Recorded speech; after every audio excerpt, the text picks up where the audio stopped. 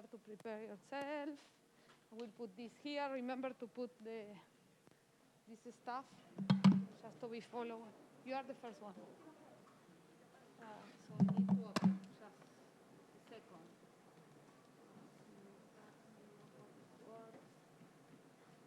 Here. I don't know how to use this window. The mouse is configured for someone that is not me. Okay, come on.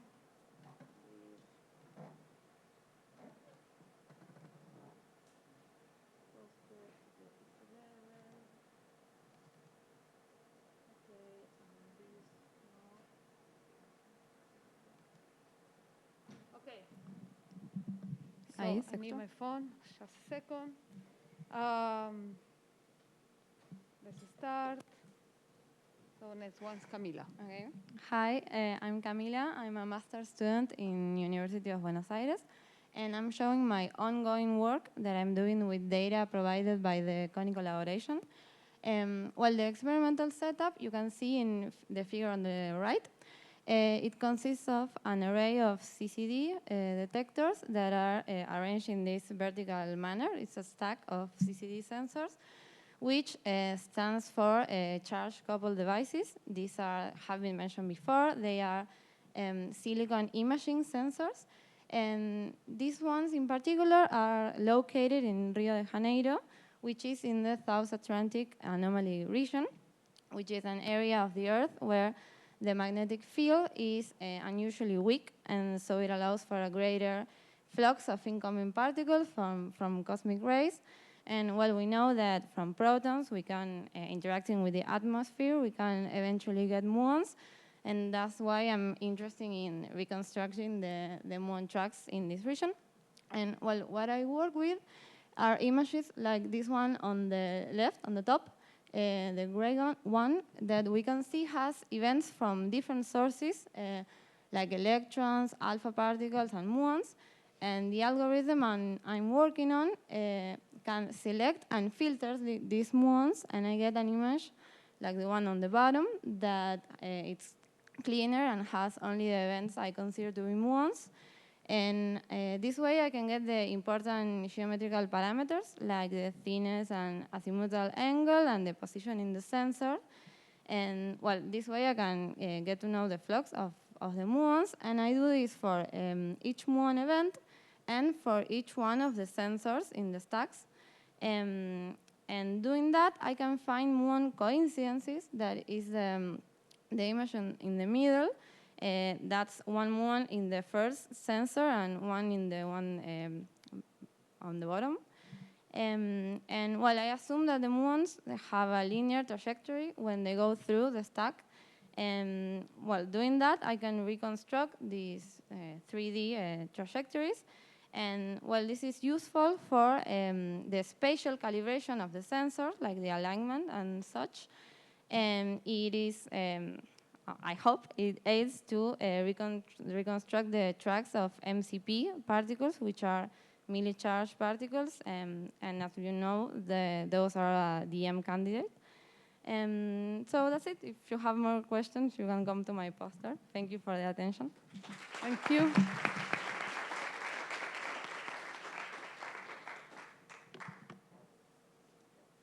Okay, you're already prepared. Can you hear me? Okay. Okay. Hi, everyone. I'm Gustavo. I'm a PhD student at the University of São Paulo. And today I'll talk about our work on whether SBND-PRISM can constrain lepton flavor violation. So first, let me define what I mean by lepton flavor violation here. Basically, the pions we know and love, they decay mainly into muon and muon neutrinos. But how can we be sure that the neutrino emitted in this decay is actually a muon neutrino? Basically, the flavor of the neutrino is usually assigned by the charged lepton emitted with it. So whatever neutrino that comes with a muon is a muon neutrino.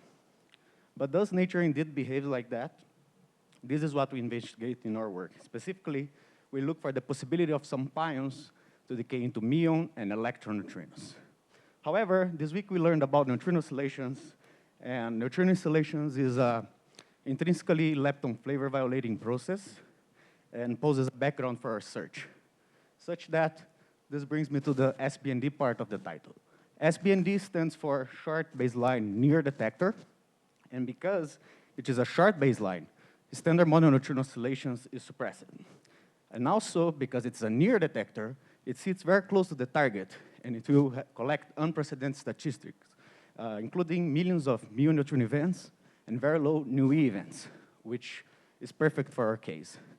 I can explain the PRISM part of the title during the poster session, but in a nutshell, it's a concept that helps us in leveraging the background. For now, I would like to leave you the main message that if we did everything correctly, SBND can set world-leading bounds in these types of constraint. Thank you. Thank you.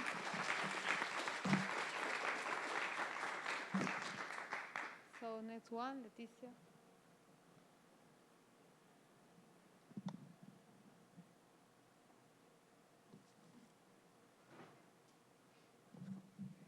Good morning, everyone. My name is Letícia Guedes. I just started my PhD at Federal University of Rio Grande do Norte, and I'll be presenting a work from my master's, which is constraining gamma ray lines from dark matter annihilation.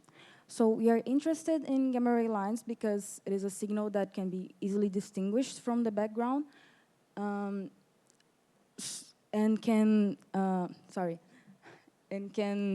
be a clear indicative of dark matter annihilation if you consider a 2-to-2 process of 2 dark matter annihilating into 2 gamma or a gamma NZ. So considering this differential flux equation, we get the public data of Fermi-Lad and Hess for gamma ray flux, and we propose 2 EFT models for a scalar and a fermion dark matter. And for this, we can obtain the average cross-section, which depends on the mass of the dark matter and the effective energy, which are the parameters that we aim to constrain, where is shown in the final graph, in the final result of our work. And we consider as well some different dark matter density profiles to comparison. So if you have interested in this, please visit my poster or seek for a paper, published paper. Thank you. Thank you. Next one, Nico.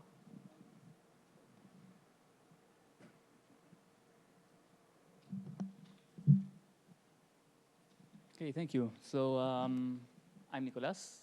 I have met already some of you. For some of you, I haven't. So pleased to meet you. I'm from Bariloche. And I'm here presenting some work of dark matter direct detection. We have an experiment in Bariloche, which is called DM2. And so I've been working with that experiment for like 4 or 5 years now. There is a skipper CCD.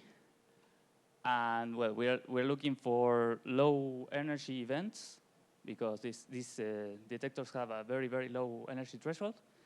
So they are perfect for searching light dark matter candidates that today Graciela told us about. So I can tell you a lot about that if you're interested. But also, recently we have started working with dark matter searches in CONI, which, as already Eliana said, and some other people also, is a reactor neutrino experiment, so they are searching for events.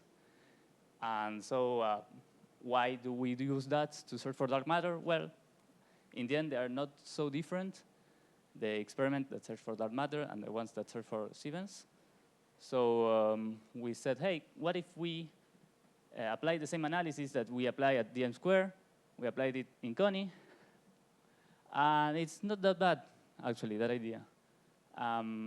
Well, I can show you these plots in the poster, but actually, both of these experiments are not underground. They are not hidden from cosmic rays, so there is a lot of background. But applying a diurnal modulation analysis, this is different from the annual modulation that today Graciela told us.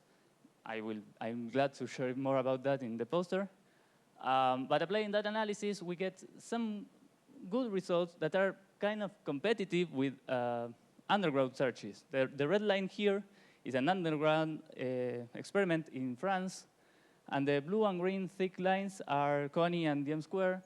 And you see that they are about an order of magnitude apart. So it's not that bad, no? So we expect to have really nice results and also apply the same analysis in underground laboratories, also have better limits for dark matter. So also there is some ad. There is a game for searching for dark matter. Some of you have already played it. If you want to play it, it's really good. I swear. It's not that I made it myself, but one colleague of mine did it. So yeah, any questions you can ask me today. Thank you. Thank you.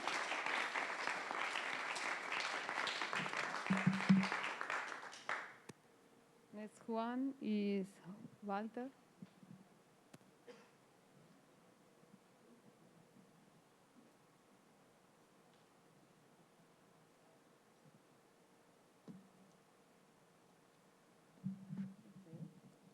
Okay, so this is not a very good slide.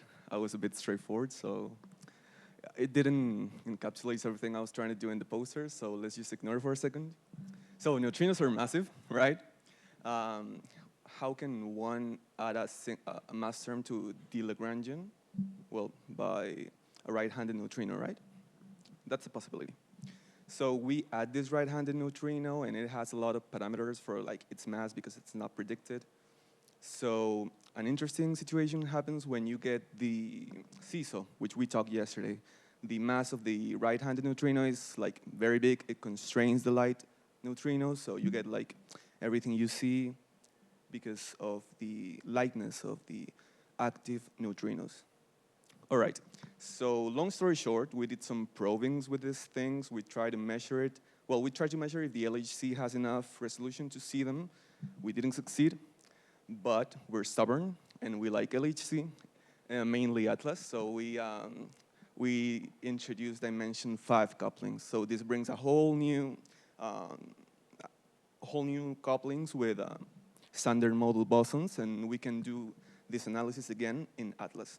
So what you see right now, you can see now the picture is, in the first one we get, through analysis, we want very specific parameter space for the right-handed neutrino.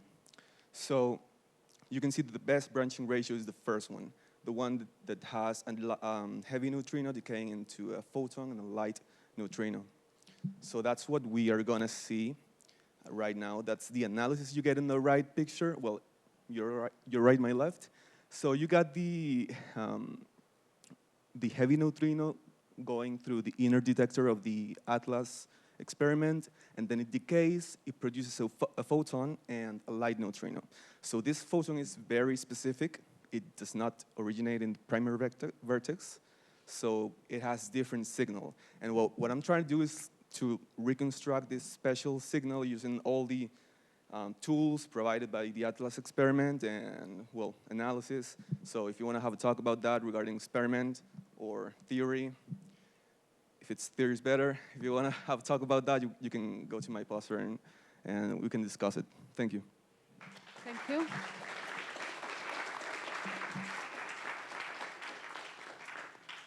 So now Javier.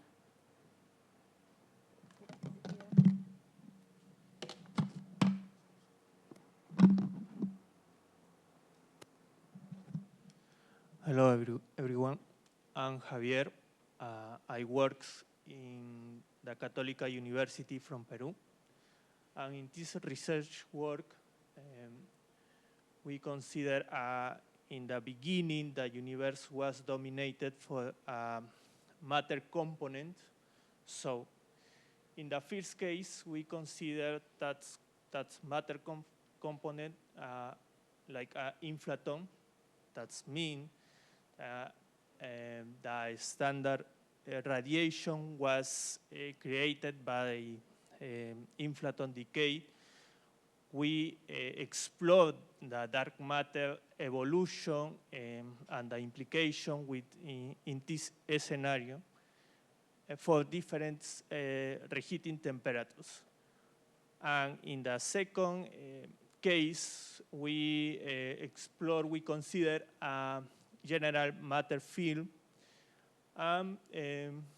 We can see in the left plot there are 4 stages, no?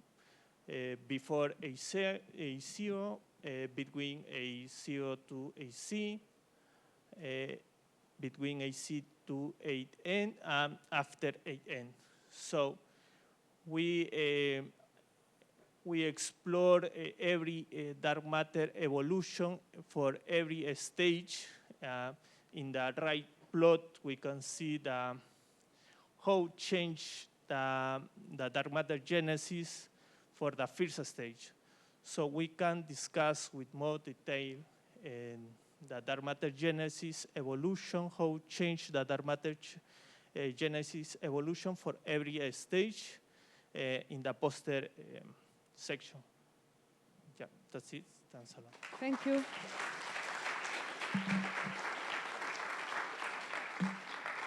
So, and the last one for today, Edson. Sorry? Yes, you have 3 minutes, right? Okay. Please put your...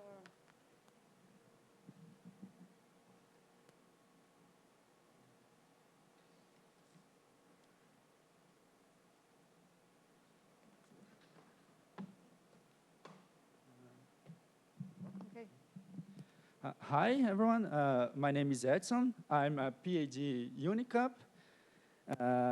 This is my collaboration with 4 other people. Basically, NOVA, T2K, that experiment measure this transition. Okay. And remember, is there tension?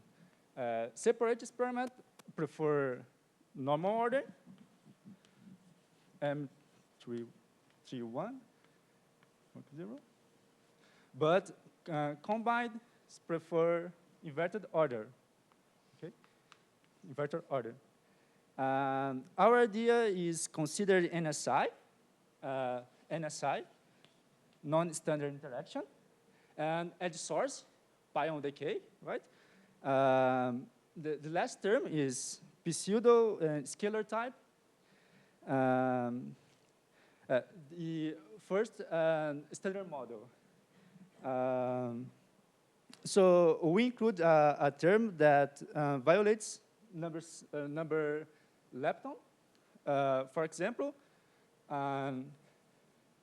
pion decay in poston and muon neutrino. Set violates. The probability now becomes, okay,